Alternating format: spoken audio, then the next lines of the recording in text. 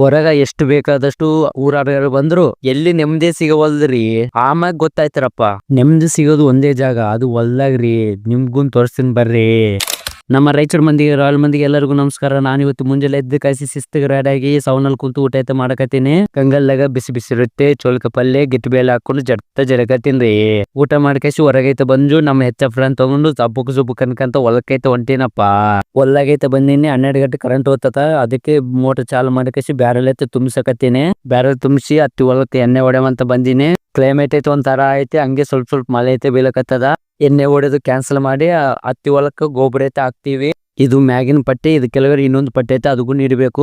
ಇನ್ನೇನ್ ನೋಡ್ತೀರಾ, ಡ್ಯೂಟಿ ಐತೆ, ಸ್ಟಾರ್ಟ್ ಮಾಡೋಣ.